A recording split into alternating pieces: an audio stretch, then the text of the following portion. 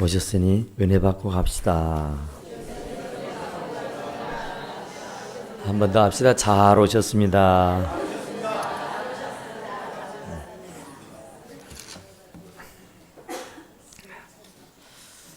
오늘은 추수감사절입니다.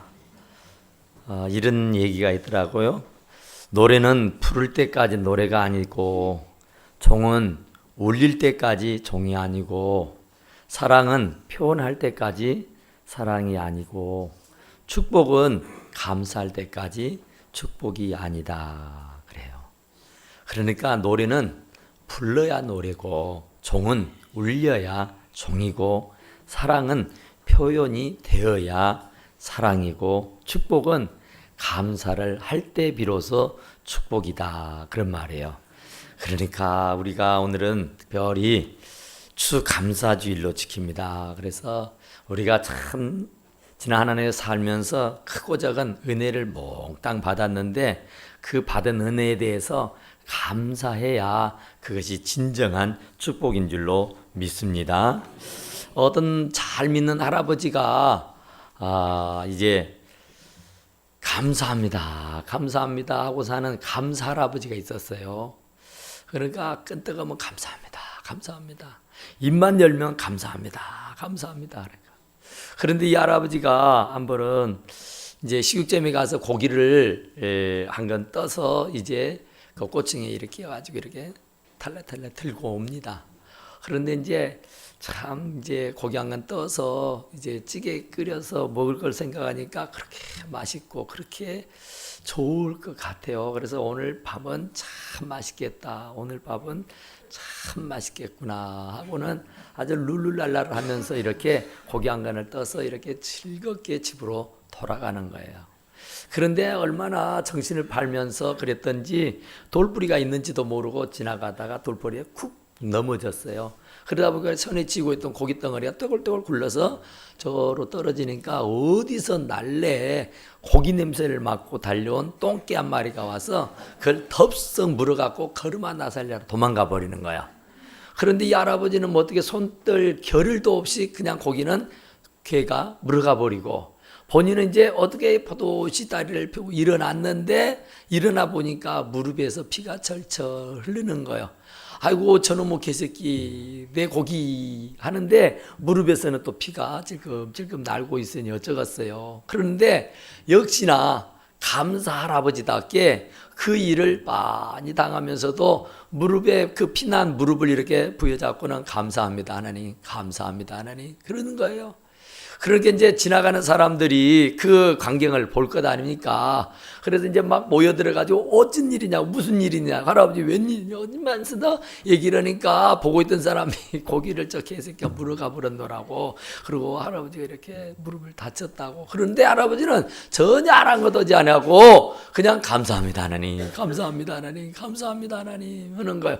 그러니까 사람들이 이제 아니 할아버지 대체 뭐가 그리 감사해요? 보아니 그 고기 덩어리도 걔가 물어가 불고 넘어져서 무릎도 깨서 이렇게 피가 나는데 아니 무엇이 감사하다고 지금 감사합니다 하고 있느냐고 그랬대요. 그러니까 할아버지가 하는 말이 아이고 이 사람아, 고기는 도망가고 고기는 걔가 물어갔을지 몰라도 내 입맛은 그대로 살아있다네 그랬대요.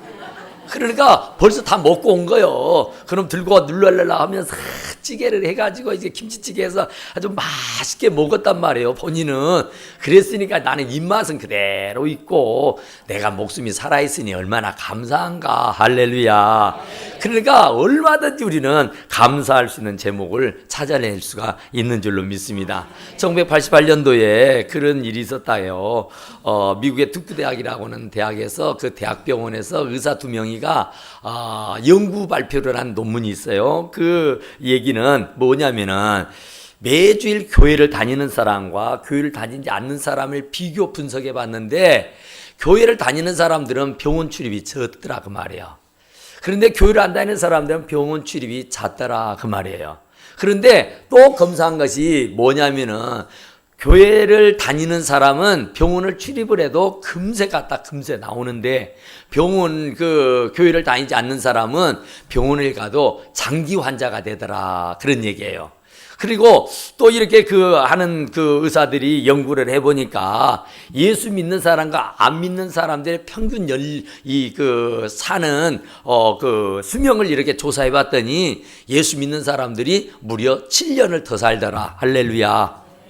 그리고 예수 믿는 사람들을 계속해서 추적해서 조사를 해봤더니 이 사람들은 결국은 우울증이 없더라. 불면증에 시달리질 않더라. 그리고 그들은 규칙적으로 주일이면 교회를 나가기 때문에 고혈압에도 걸리지 않더라. 그런 연구 발표를 하게 되었다 그래요. 그러니까 항상 그들의 마음은 기쁘고 찬송과 기도가 언제나 끊임없이 나오다 보니까 무슨 우울증 걸릴 염려가 없더라. 그런 말이에요. 그러니까 우울증이 와야 되고 스트레스가 와야지 병원 치료비 잦을 텐데 우리 믿는 사람들은 항상 기뻐하라. 항상 기뻐하라. 언제나 감사하라. 그래서 언제나 감사하고 항상 기뻐하다 보니까 병이 왔다가도 7길로 도망가 버리게 될 줄로 믿습니다. 해남에서 어떤 한 소년이 태어났어요. 해남에 아주 가난한 집에서 태어난 아이였던 것 같아. 아마 우리 나이 또래나 될지 않을까 생각이 되는데 이분이 진짜로 산중에서 태어나가지고 어떻게 포도시 초등학교는 마쳤는데 국민학교 말이에요. 소학교는 마쳤는데 이제 중학교를 가야 되는데 중학교를 갈 수 있는 여력이 되질 않아요. 그러니까 이제 중학교를 가고 싶은 마음이 간절한데 가들 못하고 그냥 이제 들로 산으로 다니면서 나무를 해대서 팔곤 했댔습니다. 그러니까 가정이 아주 불우하고 가정이 참 가난했던가 보죠. 그래서 이 초등학교 갓 졸업한 아이가 산으로 들로 다니면서 나무를 해서 그 생계를 이어가고 있었다 그 말이에요. 그런데 이 아이는 진짜 공부하고 싶었어요. 정말로 다른 아이들처럼 그 검정 모자에 검정 교복을 입고 가방 들고 학교 가는 것이 평생의 소원이었단 말입니다. 너무너무 공부하고 싶어요. 진짜로 공부하고 싶었어요. 그러니까 산을 오르면서 들을 지나면서도 한결같은 마음은 학교 가고 싶어. 학교 가고 싶어. 나 공부하고 싶어. 나 공부하고 싶어. 그런 마음들이 간절했어요. 그런데 이 친구는 다행인 것은 그 마을 중앙에가 교회가 있었답니다. 그래서 어려서부터 초등학교 다닐 때부터 주일학교를 항상 이렇게 다니곤 했었대요. 그런데 이제 이 친구가 중학교를 가지 못하고 다른 친구들은 다 중학교 가서 공부하는데 당신은 학교를 가지 못하고 이제 이렇게 산으로 들로 다니는데 결국엔 어떤 생각이 들었느냐면 하나님 앞에 기도했대요. 하나님, 나 중학교 가고 싶어요. 나도 공부하고 싶어요. 나도 들로 산으로 가지 않고 학교 가서 공부하고 싶어요. 그랬대요. 그런데 어느 날 갑자기 어떤 생각이 떠오르냐면 그래, 하나님께 편지를 써야지. 하나님께서 아시겠지? 그리고 하루는 몽당 연필을 부여잡고 배를 깔고 방바닥에 이렇게 들어누워서 이렇게 편지를 써요. 하나님 정상서. 그러면서 하나님, 저 공부하고 싶어요. 하나님, 저 학교 가고 싶어요. 하나님, 나 중학교 보내주세요. 하면서요, 정말 눈물 어린 편지를 써서 이제 봉투에 담았습니다. 봉투에 담아서 이제 받으신 분 이름을 써야 할 거 아니에요? 하나님 전상서. 그리고 보내는 사람 이름 써야 할 거 아니에요? 자기 이름 석자를 또박또박 썼다는 거예요. 그리고 나서는 이제 우체함에 넣었어요. 우편함에 넣으니까 우체부가 이제 편지를 수거하다가 보니까 주소는 없는데 하나님께 하나님 정상서가 하나 있는 거예요. 그리고 뒤에 보니까 사람의 이름도 적어 있고 이걸 어쩐다 하고 아주 난감한 형편에 놓이게 됐어요. 참 난처하죠. 이걸 누구에게 어떻게 보내야 되지? 하고 생각하는데 갑자기 번뜩 드는 생각이 있었어요. 맞아. 하나님하고 가장 가까운 사람은 교회 목사일 거야. 그러니까 해남읍에서 가장 큰 교회 목사님에게 가져다 드리는 것이 옳겠다. 그래서 그 우체부가요, 그 해남읍에 있는 교회의 목사님에게 드렸어요. 목사님, 이런 편지가 있어서 그래도 하나님하고 목사님이 제일 가까울성 싶어서 목사님께 편지를 가져온다라고 하면서 목사님 편지를 전해드렸더니 그 목사님이 편지를 받아들고는 아주 놀랍게 감동을 받는 거예요. 어마어마하게 큰 감동을 받는 거예요.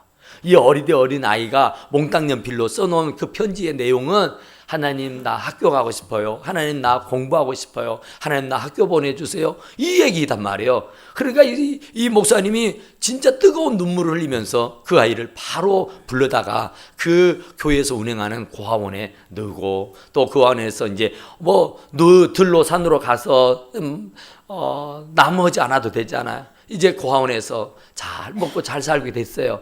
나머지 안 하고 들로산으로 안 다닌 것만 해도 어디가 얼마나 좋아요. 그런데 이제 마저 중학교까지도 보내줬다는 겁니다. 그래서 이제 고아원에서 중학교를 잘 다니고 고등학교를 다니고 대학을 다니고 그래서 결국 그분이 교수가 됐어요. 그래서 그분이 오명석 박사님이래요. 아시아신학대학 대학원 원장으로 있었던 총장으로 있었던 오명석 박사님이 그분이래요. 그러니까 정말로 하나님은 살아계시는 줄로 믿습니다. 이 어리대 어린 소년이 뭘 알겠어요. 그런데 그 하나님 앞에 하나님 나 학교 가고 싶어요. 나 공부하고 싶어요 했더니 결국은 이 친구의 기도를 들어주신 하나님인 줄로 믿습니다. 어느 날 공자가 길을 가는데요. 길가에서 사람들이 가던 발을 항상 머무는 곳이 있었어요. 왜 그럴까 하고 봤더니 그 머무는 장소에 어느 할아버지가 노구를 이끌고 굉장히 기뻐하면서 어tal 웃음을 깔깔깔깔 지면서 막 춤을 추고 노래를 부르는 거예요. 그런데 사람들이 지나가다가 말고는 다 거기에 서서 절을 하는 겁니다. 그분을 향해. 그런데 이 공자 선생이 가만히 보니까 자기가 당대에 그 나라의 최고의 문인이고 최고의 존경받는 어른인데 자기를 보고는 인사를 하는 사람이 없는데 그 미치광이처럼 생긴 사람을 보고는 사람들이 가다가 다 멈추고는 거기에 절을 하더라는 거예요. 그래서 참 이상하다, 참 신기하다. 저 노인네가 미치광이처럼 생겼는데 왜 전 미치광이 같은 사람한테 절을 하고 나한테는 절을 안 하지? 하고는 굉장히 의아하게 생각했단 말이에요. 그랬는데 그것이 얼마 지나고 나서 공자가 생각을 해봤어요. 대체 저게 뭘까? 저분에게 뭐가 있어서 저렇게 날마다 웃고 춤을 추고 노래를 부르며 저렇게 즐거워할까? 그 비결이 무엇일까? 해서 이 공자가 그 노인을 찾아갔어요. 물었답니다. 도대체 뭐가 당신을 그렇게 기쁘게 하고 뭐가 그리도 행복하느냐고 어느 한 날도 빼지 아니하고 노래하고 춤을 추고 하고 있는데 그 비결이 대체 무엇이냐고 물었다는 거예요. 그랬더니 하는 말이 이 얼마나 감사하냐고. 아니 뭐가 감사하냐고. 뭐가. 아니 나를 개, 돼지, 짐승으로 만들지 않고 하나님이 나를 사람, 만물의 영장인 사람으로 만들어 주었으니 얼마나 감사하느냐고 말했대요. 그러니까 다른 거 없어요. 내가 사람으로 태어난 것만 해도 감사하고 춤을 추고 노래할 일인 줄로 믿습니다. 두 번째는 그분은 90이 넘은 노구였는데도 불구하고 어느 한 곳도 아픈 곳이 없이 건강하게 생업을 할 수 있었다는 거예요. 그러니까 내가 병상에 누워있지 않냐고 이렇게 출입을 하면서 이것에서 호일이라도 할 수 있으니 이 얼마나 감사하냐고. 지금 내 나이가 92세인데 92세가 되도록 내가 자리 보존하고 눕지 않냐고 이렇게 출입할 수 있으니 그리고 내가 소일이라도 할 수 있으니 이 얼마나 감사하느냐고. 그러니 나는 감사가 너무 감사해서 이가 너무 좋아서 춤을 추고 노래하며 매일같이 이렇게 지내는 거라고 얘기했답니다. 여러분 뭐가 감사할 게 있느냐고요. 이 어르신처럼 만물의 영장인 사람으로 태어난 것만 해도 감사하시고 내가 지금 여태까지 죽지 않고 살고 있는 것만 해도 우리는 충분히 감사의 이유가 있게 되는 줄로 믿습니다. 하나님 말씀에 시편 121편 1절에 4절에 보면은 이런 말씀이 있어요. 내가 산을 향하여 눈을 들리라. 나의 도움이 어디서 올꼬? 나의 도움이 천지를 지으신 여호와께로다. 여호와께서 너로 실족지 않게 하시며 너를 지키시는 자가 졸지 아니하시리로다. 이스라엘을 지키는 자는 졸지도 아니하고 주무시지도 아니하시리로다. 할렐루야. 내가 지금 이 자리에 있는 거, 여러분들이 지금 그 자리에 계시는 것은 여호와 하나님이 졸지도 않고 주무시지도 않는 가운데 저와 여러분을 지켜주셨기 때문에 이 자리에 있게 되는 줄로 믿습니다. 이건 내 실력이 아니에요. 내 능력이 아니고 온전히 주님께서 불꽃 같은 눈동자로 졸지도 않고 주무시지도 않는 가운데 저와 여러분을 지켜주셨기 때문인 줄로 믿습니다. 여러분들의 가정이며 여러분의 자녀며 여러분의 남편이고 아내고 여러분들의 사업장이 지금까지 유수하게 부흥발전하고 성장할 수 있었던 것은 바로 내 실력이 아니고 내 능력이 아니라 하나님의 은혜인 줄로 믿습니다. 그것도 졸지도 않고 주무시지도 않는 가운데 불꽃 같은 눈동자로 지켜주시기 때문인 줄로 믿습니다. 그러니까 우리 사랑하는 이들을 먼저 세상을 떠나보내는 이들이 얼마나 많습니까? 정말 우리가 가만히 되돌아보면은 우리 사랑하는 이웃들, 사랑하는 친구들, 사랑하는 분들을 먼저 떠나보내는 일들이 참 많잖아요. 제 주변에도요, 제 친구들도 많이 갔습니다. 내 주변에서도요, 참 사랑하는 분들도 먼저 갔어요. 어머니도 아버지도 내 아우도 내 사랑하는 친구들도 다 먼저 갔습니다. 그런데 나가 지금까지 살아있는 것은 내 실력이 아니고 내 능력이 아니고 오직 하나님의 은혜인 줄로 믿습니다. 그러니까 살아있는 것만 해도 우리는 다른 거 다 뒤로 하고 살아있는 이 자체가 하나님 앞에 감사할 일인 줄로 믿으시기 바랍니다. 그러니까 감사는 예수 그리스도로 말미암아 하나님께 드려야 된다 그래요.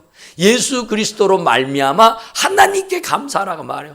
예수 그리스도가 나에게 해주는 것을 감사하면 하나님께 찬송하고 감사하고 예배하라고 말씀하시는 줄로 믿습니다. 우리는 그냥 취업해야 감사하고 무슨 합격해야 감사하고 무슨 돈이 벌려야 감사하고 건강해야 감사하고 병원에서 퇴원해야 감사하지 병원에 입원하면 감사 안 하더라고요. 합격해야지 낙방하면 감사 안 하더라고요.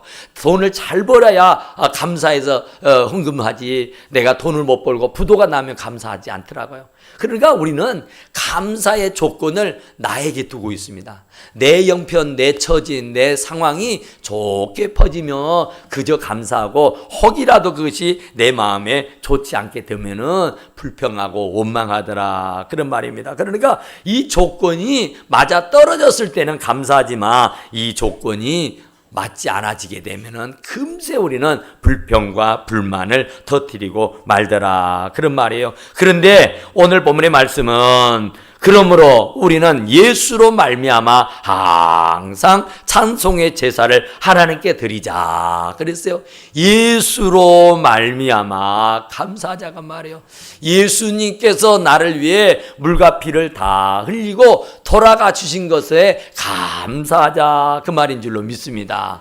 그러니까 주님이 나 위해서 죽어주신 것 감사하자 그 말이에요. 주님이 나 위해서 죽어주신 거 두고 감사할 일인 줄로 믿습니다. 그런데 이 하박국 선지자는 3장 17절 18절에 있는 말씀 보니까 비록 무화과 나무가 무성하지 못하며 포도나무에 열매가 없으며 감람나무에 소출이 없으며 밭에 식물이 없으며 무리에 양이 없으며 외양간에 소가 없을지라도 나는 여호와를 인하여 즐거워하며 나의 구원의 하나님을 인하여 기뻐하리로다 그랬어요. 그러니까 외양간에 소가 없고 우리의 양이 없고 밭에 식물이 없고 감람나무에 소출이 없고 무화과 나무에 열매가 없고 포도나무에 열매가 없고 무화과 나무가 무성하지 못해도 나는 여호와로 인하여 감사하고 기뻐하리로다. 할렐루야. 그러니까 그런 조건이 아니고 환경이 아니고 처지가 아니고 그냥 여호와 하나님만 생각하고 우리 주 예수 그리스도만 생각하면은 절로 감사가 나오게 되는 줄로 믿습니다. 내가 죽어 천국 가는 거 생각하면은 감사 아니할 수가 없게 되는 줄로 믿습니다. 정말 내가 지옥 가야 되고 영원 형벌 받아야 되고 정말 지옥에서 영원 형벌 받아야 할 사람을 하나님께서 영생 복락을 누릴 수 있도록 해주셨으니 얼마나 감사하냐 그 말이에요. 옛날 랍비 한 사람이요 나귀의 등을 타고 이 닭 한 마리 그리고 천막을 등에 들쳐 메고 이제 나귀를 타고 이렇게 길을 가고 있었어요. 아주 먼 여행을 간 것 같아요.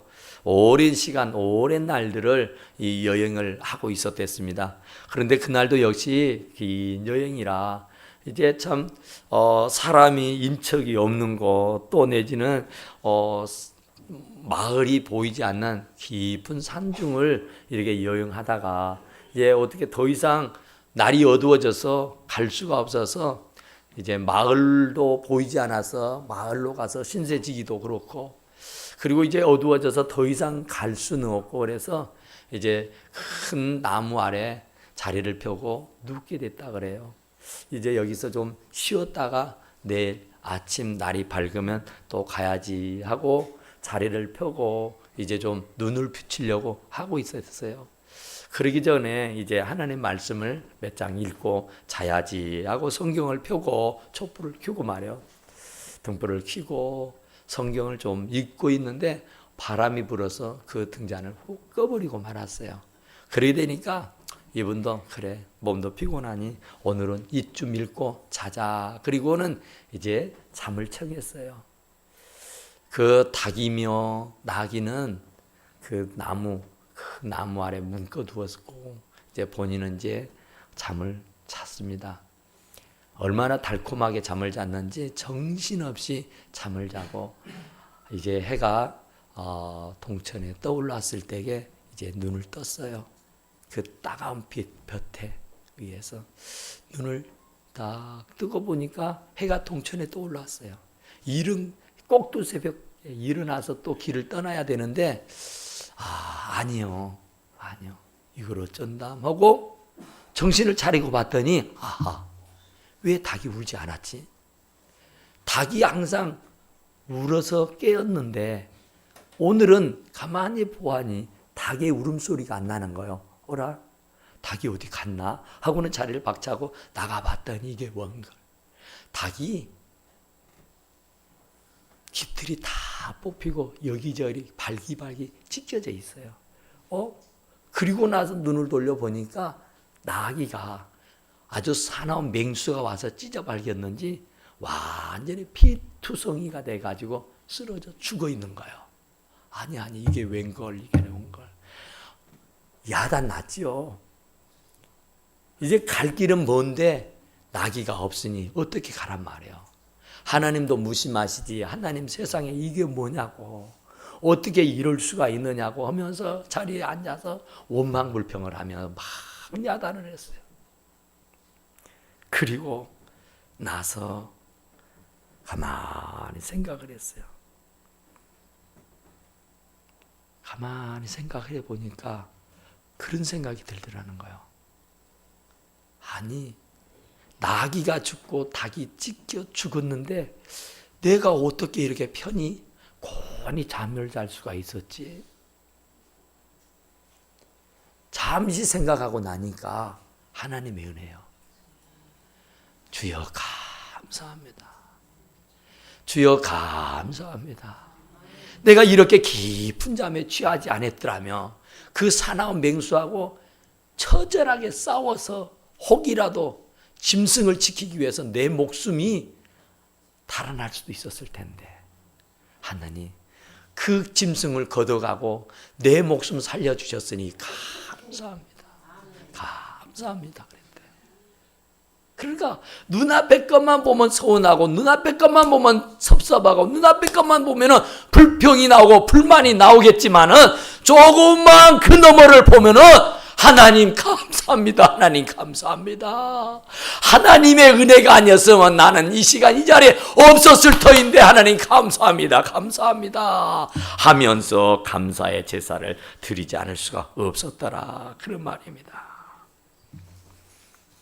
우리는 하나님 앞에 감사의 제사를 드려야 되는데 찬미의 감사의 제사를 드려야 되는 줄로 믿습니다.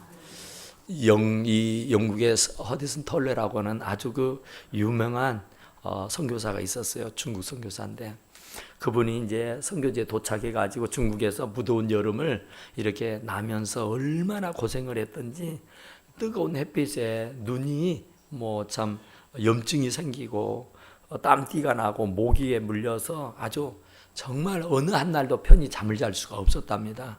너무너무 힘들고 어려워서 그냥 그 선교를 그냥 작파하고 돌아가 버릴까도 생각했어요. 그리고 여건이 너무 열악하고 그리고 어떻게 좀 돈이라도 선교비라도 좀 분하면 모르는데 성교비도 언제나 부족했고, 그러니까 내가 이 고생을 여기서 왜 하지? 정말 이러지 않으면 안 될까? 너무 힘들어서, 너무 어려워서 그냥 포기해버리고 자국으로 돌아가 버릴까? 그렇게 하고 있는데 본국에서 연락이 왔어요. 성교국에서. 내가 그 박하라고는 박사를, 그 박사의 가정을 중국으로 파송을 할 테니 테일러 당신이 그들이 기거할 집을 하나 장만해주고, 그리고 그 선교비는 그 박하라는 가정과 같이 나누어서 잘 쓰며 그 중국 선교를 성공적으로 마치기를 원한다 하는 전문이 와요. 그렇지 않아도 지금 죽을 맛이에요. 그렇지 않아도 지금 본국으로 도망가 버릴까 말까 하고 있는데, 이게 엎친 데 겹친 격으로 박하라고는 부부를 그곳에 보내줄 테니 집을 구해달라는 겁니다. 그럴 여유도 없어요. 그런 환경도, 그런 처지도 안 돼요. 그래서 하나님 본방을 했어요. 하나님, 나 혼자 먹고 살기도 퍽퍽한데 여기서 정말 도저히 내가 선교를 더 이상 할 수가 없어서 돌아갈 궁리만 하고 있는데 이제는 무슨 말이요? 그를 날 보고 책임지라고요? 그건 아닙니다. 그건 아닙니다. 그럴 수는 없습니다. 그러면서 하나님 앞에 막 원망을 했어요. 하나님, 이건 아니잖아요. 내가 호의호식하지 않은 것이 아니라 그래도 사람이 기본적인 것은 주어져야 되지 않습니까? 그런데 여기는 기본적인 것도 없이 선교를 하다니 너무너무 힘들고 버거워서 내가 도무지 감당할 수가 없겠습니다. 그랬어요. 그러고 나서 이제 무릎을 꿇고 하나님 앞에 잠시 기도를 하는데, 그 베드로하고 바울과 실라가 감옥에 갇혀서 찬송했다는 소리가 그의 머리에 싹 떠오른 겁니다.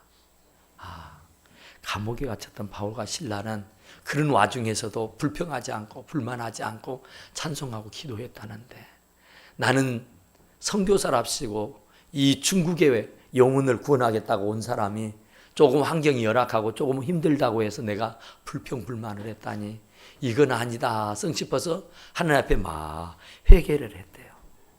그러면서 하나님 용서해달라고, 다시는 그런 마음, 다시는 그런 생각 갖지 않을 거라고 하나님께 말씀을 드렸더니 하나님께서도 또 마음을 주셨어요. 그래서 그 선교국에서 부탁했던 집을 얻을 수가 있었고, 그 이후부터서는 그 선교가 잘 풀리게 돼서 바로 이 중국 선교의 아버지라고 불릴 수 있는 허드슨 털러가 됐다고 그럽니다. 미국에 어떤 유명한 교수가 한 분 있었대요. 그런데 그 유명한 교수가 하루는 그 동네에 아주 성실하고 아주 믿음이 충만하고 모든 사람들에게 의해 존경받고 신뢰받는 그 농부 부부를 자기 집에 초청을 했어요. 그래도 우리 동네에서 가장 성실하고 가장 덕망이 있고 다들 인정하고 존경하는 이런 사람이니까 내가 그래도 대학 교수인데 이 부부를 한번 불러다가 대접을 해드리는 것이 옳겠다 해서 그 부부를 불러다가 대접을 해줬어요. 아주 상다리가 부러지도록 진해산미를 쫙 깔았어요. 상다리가 부러지도록. 그리고 이제 모든 음식이 다 상에 차려지고 이제 식탁에 쑥 둘러 앉았습니다. 그리고는 교수가 드십시다 하고 떡 포크를 들고 식사를 하려고 하니까 이 노인, 이 농부가 교수님 잠깐 드릴 말씀이 있습니다. 무슨 말씀이냐고 허시라고. 아니 이렇게 귀한 음식을 차려놓고 참 저희들만 먹기가 그렇습니다. 그러니 우리 먼저 제가 기도를 할 테니까 하나님 아버지께 잠깐 감사기도 올리고 드십시다 그랬어요. 그랬더니 교수님이 하는 말씀, 아니 여기는 제 집입니다. 제 집에서는 그런 시대에 뒤떨어지는 구주 발상적인 일은 내 집에서 할 수 없습니다. 아니 지금 시대가 어느 시대인데 지금도 무슨 하느님 앞에 기도하는 사람이 있습니까? 그러면서 기도를 못하게 하는 거야. 그러니까 그 노인, 그 농부가 하는 말이, 교수님, 그렇지요. 저희 집에도요, 음식을 차려놓으면요, 절대로 감사하지 않는 놈이 하나 있거든요. 아, 그래요? 아드님이신가 보죠? 그럼 대학교 다닙니까? 아니요. 제 아들이 아니고요. 제 집에서 먹이는 돼지요. 돼지는 절대 감사할 줄 몰라요. 돼지가 아닌 이상에는요, 베풀어 주신 은혜에 대해서 감사할 수밖에 없는 줄로 믿습니다. 우리가 정말 순간순간 돼지가 될 때가 참 많은데 절대로 돼지 되지 마시고 하나님의 은혜, 우리 주님의 은혜에 늘 감격하고 감사하고 살아가는 우리 성도들이 다 되시기를 간절히 축원합니다. 기도합시다. 오그라시고 내려오신